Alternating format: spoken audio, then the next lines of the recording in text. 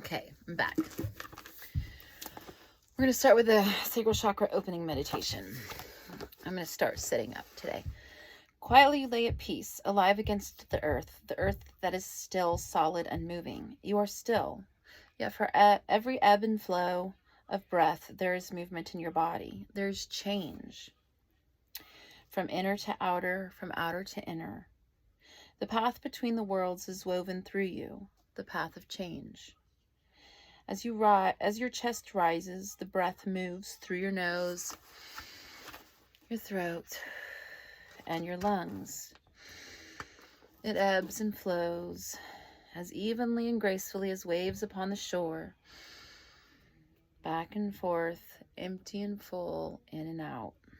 Inside, your heart beats, your blood pulsates, a river of life connects each and every cell within you.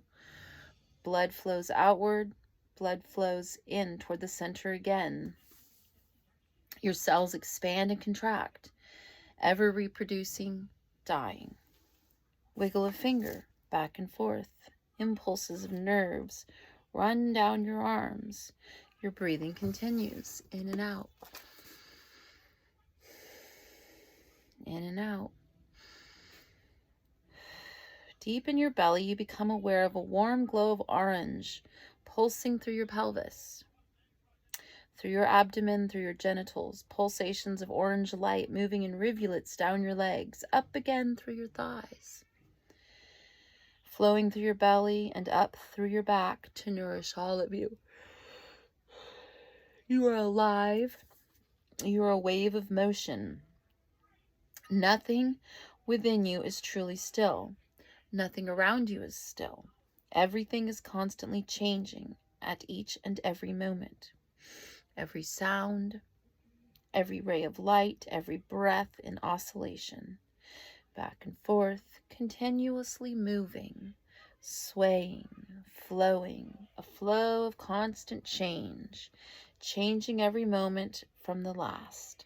By the time you finish this meditation, both you and the world will be different. Within your body, there is a river of change. Find the subtle inner flow of movements and thought, moving up, down, around, and through. Find them and follow them. Allow them to gain momentum, removing obstacles by easing any tension you may find. Exaggerate their flows with outward movements. Sway in your chair, rock back and forth, creating a rhythmic motion. Let the rhythm build until you feel like getting up. Even with this book in your hand, get up and move around.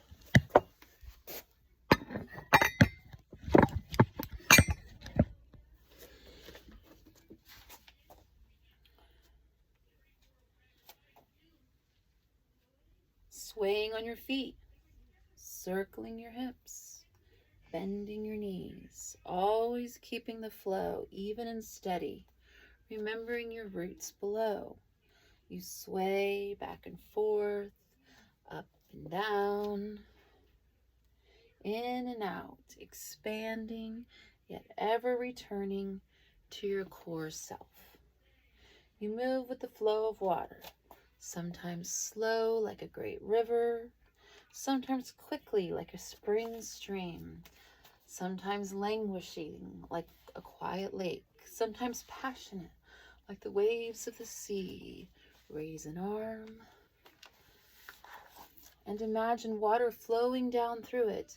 Feel the wet fluid run down your back and your buttocks and your toes. Think of the water as it flows from the sky, caressing the mountains, running in rivulets into the various pools. Imagine water draining down you, caressing your body, running in rivulets down your pelvis and legs, down to the soft earth below. You're the rain as you fall effortlessly from heaven to earth. You are many droplets as your thoughts fall from your mind in tiny movements.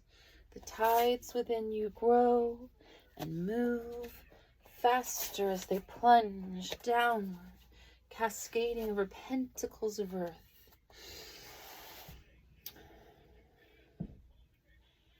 Where did they go? There we are. Then slowly, as they slither serpentine across the valleys of your fertile fields, until as one you ebb and flow with the tides of the sea, pulled by the moon in the dance of dark and light. Your oceans, vast and deep, abound with life. Your passion reaches outward, spills onto the shore, and returns again within you. You drink in all the change around you, pulling its movement through you as your life ebbs and flows in and out. You breathe. From the vast depths of ebb and flow, you reach, you touch, you find your body. Sensations flow into your hands, across your skin. Sensations known to none but you. Your hands move across the curves of your flesh and follows lines of movement. You sway to the sensuality of your touch. Inside you rise emotions. Churning, yearning, flowing, bubbling. Waves change. The water flows within and without. You're alone, yet others are around you. They too ebb and flow and change and touch and yearn. Your movements flow to join them, desiring to unite, to merge.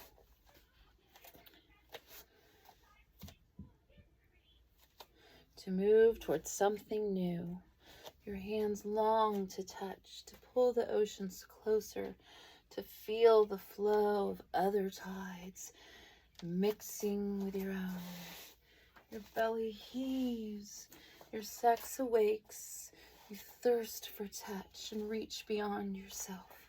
You find your other, different yet the same. Exploring, you merge. Movements build within you, exalting you, expressing you, caressing you. Your passions swell in ocean waves to crash upon the shore and satisfy your needs. The waters ebb and flow, nurture and cleanse and heal. They flow with each yearning, each movement and breath. Ecstatic and uniting, you merge complete with yourself and completed once again with another. You dance and rise and fall and rest. You are water, the essence of all forms, yet formless. You are the point from which each direction flows, and you are the flow. You are the one that feels. You are the one that moves. You are that one that embraces the other. Shall we flow together and join our souls in this journey down the river of life? Shall we flow together to the sea?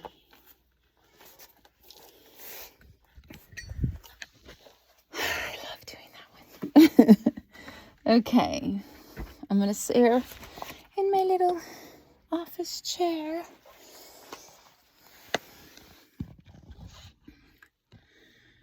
So that my back is comfortable.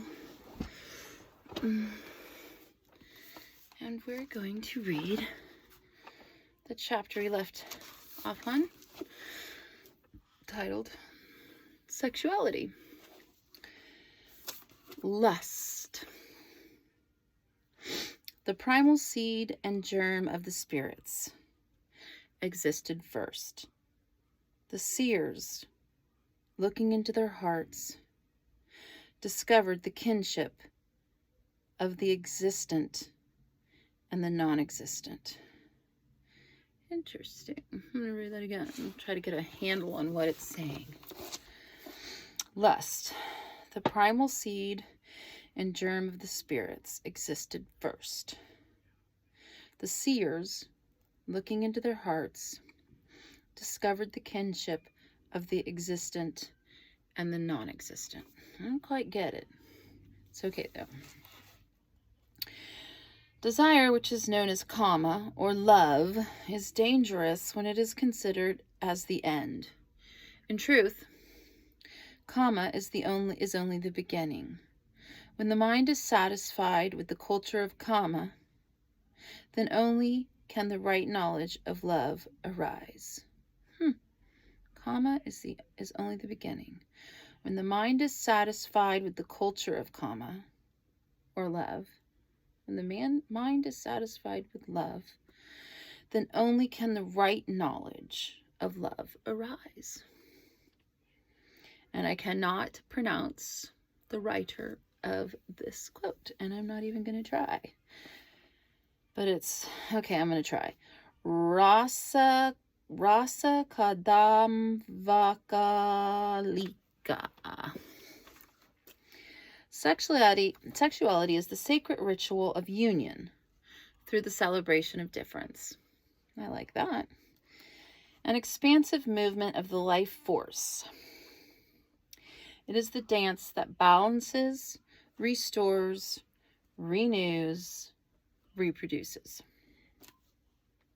It is the production ground of all new life, and in that sense, of the future. Mover and healer of the life force within us. Sexuality is a profound rhythm pulsing through all biological life. Sexuality is a life force. Yet we live in a culture where this element of our lives is either repressed or exploited. Television screens allow our children to watch countless murders and crime shows, but censor any senses that involve nudity or lovemaking. Hard work and upward mobility are stressed and stressful, while those who engage in life's simple pleasures are called lazy, weak, or self-indulgent. Still, the need for pleasure pushes onward, and people instead seek negative outlets in the form of alcohol and drugs to loosen cultural inhibitions. Sexual addiction, violence, rape, and crude pornography, while millions of dollars worth of advertising play on the repressed sexuality in all of us. When something vital and natural is taken away, the resulting gap can be used as an implement for control. I'll read that again. When something vital and natural is taken away, the resulting gap can be used as an implement for control. I'm going to read it again. When something vital and natural is taken away, the resulting gap can be used as an implement for control. What's taken away is sold back to us piecemeal, and we are less than whole because of it. James Prescott has made studies of cultures comparing sexual repression to the incidence of violence. The more stringent the taboos are about sex, the more violent the culture. Conversely, the more sexually permissive the culture, the lower the crime rate. For the health of our bodies and for the health of our culture, sexuality is an important essence to understand and preserve. Sexuality is an important consideration in terms of the chakras and kundalini. There is a great deal of indication that higher consciousness and sexuality are closely related, although theories about how are many and divergent. In yoga philosophy, 100 drops of bindu, the dimensionless points of focus that compromise physical matter, sometimes also correlated to semen. When sublimated, distill into 1 drop of ohas, divine consciousness. As a result, many serious yoga disciplines and most preconceptions about the chakras prescribe celibacy as a way to transform bindu to ohas. Since this belief is pervasive throughout many mystical paths, it is worth taking the time to examine its pros and its cons. In the history of most religions, early Hinduism was primarily a magical system for obtaining better material comfort, such as larger crops and better animals. This system grew in its rituals to eventually include huge sacrificial slaughterings. It is likely that this produced a reactionary swing in the opposite direction, which commonly occurs with cultural mores.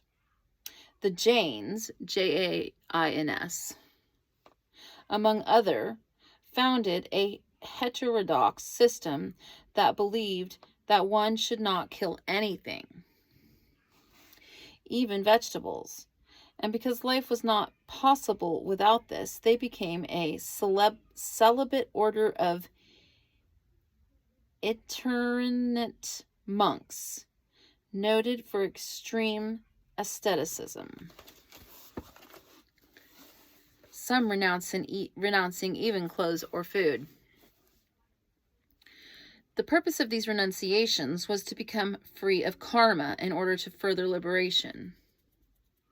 Other subsects of Hinduism adopted asceticism as a way of internalizing the sacrifices that were previously expressed in the fire rituals, thus raising one's tapas or internal fires.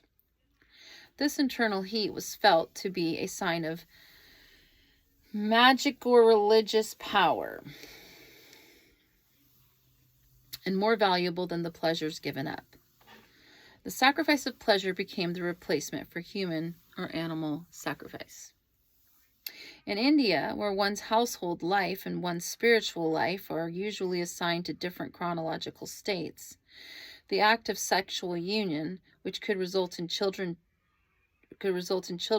to raise, altered the course of one's spiritual path, sending it through a householder stage. While this wasn't frowned on for the average person, it was certainly a deterrent to the person who had already chosen a monk's life. Therefore, sex was to be avoided. Celibacy, as a road to enlightenment, is also based on male physiology, where the retention of semen may have had a psychological basis of preserving bodily strength in a purely vegetarian and often sparse diet. The reality for women may be entirely different. In Hindu mythology, sexuality is everywhere. Shiva is often worshipped and represented by his phallus, the Shiva Lingam, a symbol which appears abundantly throughout India. Krishna was known for his frequent amorous adventures, and erotic images are carved on temples everywhere in India. Shiva and Shakti are eternally making love. Among the gods, sexuality was sacred. Why not, then, for mortals? There is some research that shows there are chemical reactions involving sexuality which may affect the raising of kundalini and the opening of psychic faculties. The pineal gland, often associated with the 6th chakra, clairvoyance, is rich in derivative of serotonin called melatonin. This chemical may easily transform into a compound called 10-methoxypharmalin, which is potentially hallucinogenic given inner visions. Had those recently after my son died. I had some visions. The pineal gland, I have self-diagnosed it as a spiritual emergency, which made me have spiritual visions.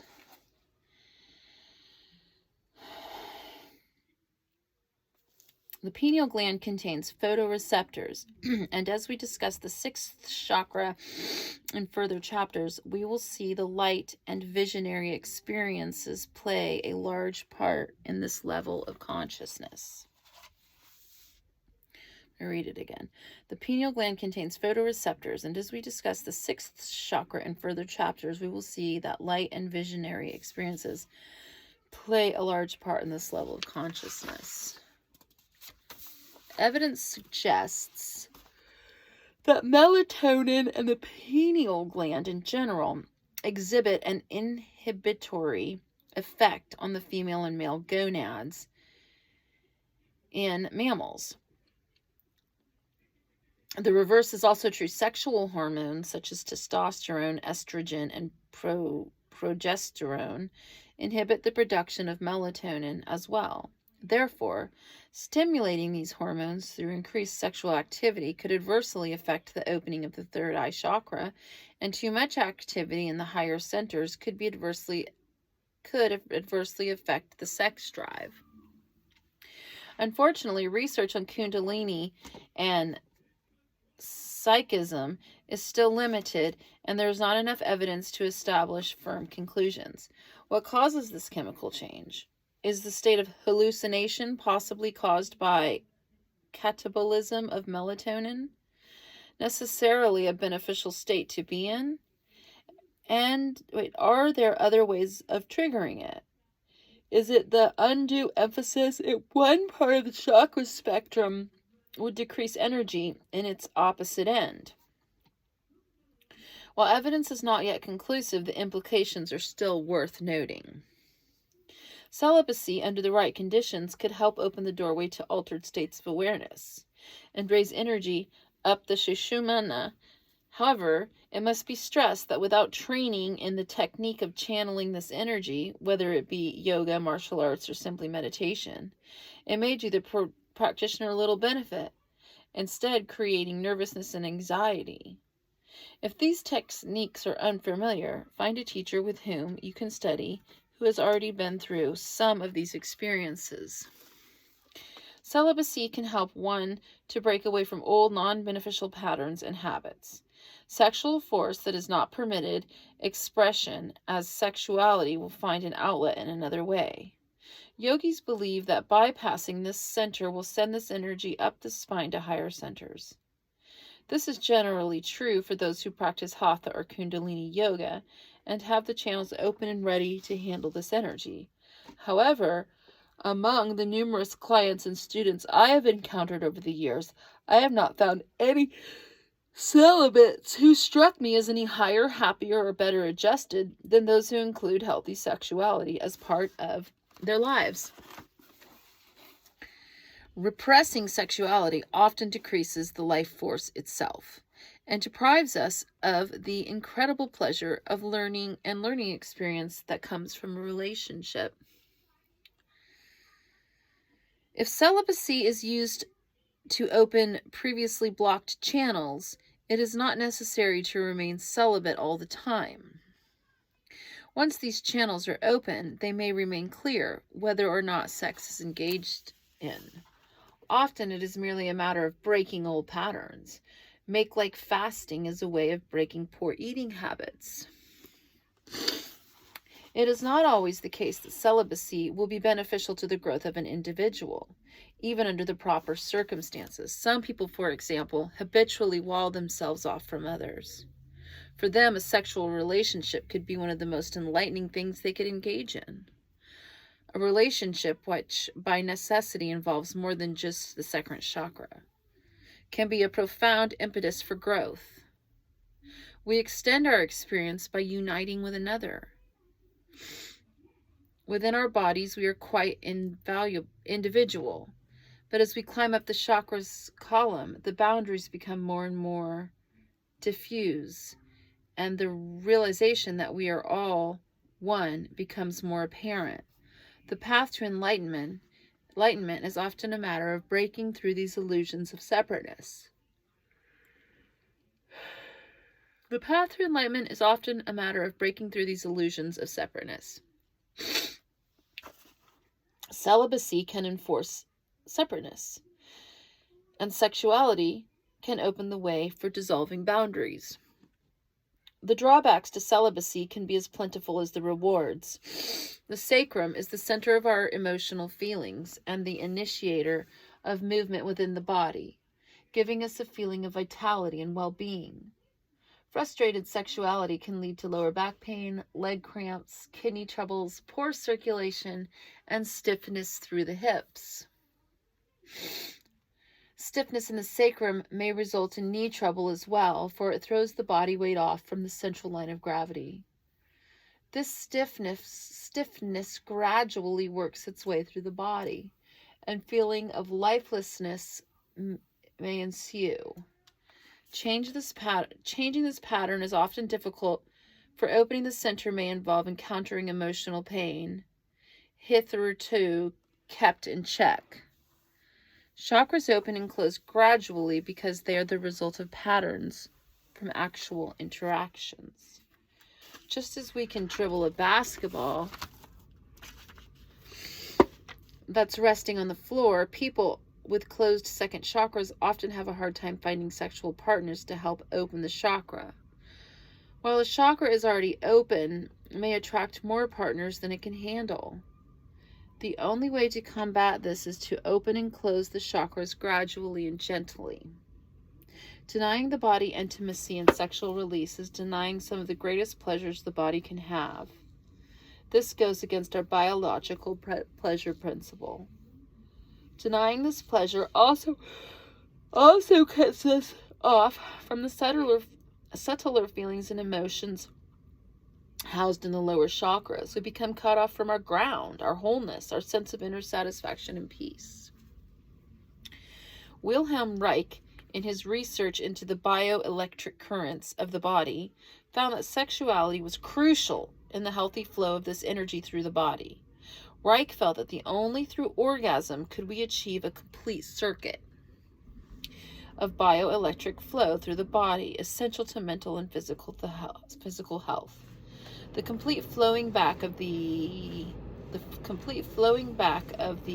excitation toward the whole body is what constitutes gratification. He further found that dammed up sexual energy resulted in anxiety, centered mainly around cardiac and diaphragmatic region. The same excitation which appears in the genitals as pleasure manifests itself as anxiety if it stimulates the cardiovascular system. Sexuality and anxiety present two opposite directions of vegetative excitation. It is likely that this anxiety produced in the cardiac and diaphragmatic region is similar to the early sensations of Kundalini, as it rushes into the third and fourth chakras located in those areas. Whether one considers the feeling to be a manifestation of anxiety or the force of Kundalini pushing through the chakras is a matter of opinion. This can only be based on personal experience. One's spiritual maturity or readiness to handle psychic energy has a great deal to do with the efforts produced by sexuality or celibacy, and the consciousness expanding effects that either of these experiences can bring. In keeping with the theory of this book, each chakra needs to be open and active for a healthy flow of energy through the whole body and mind. Sexuality is a resolution and a celebration of our differences. Healer of the body, joiner of hearts, movement of life, sexuality is the water wheel of life that moves the earth below and tempers the fires above. We wouldn't be here without it. And that was that chapter. And then we're going to read Tantra.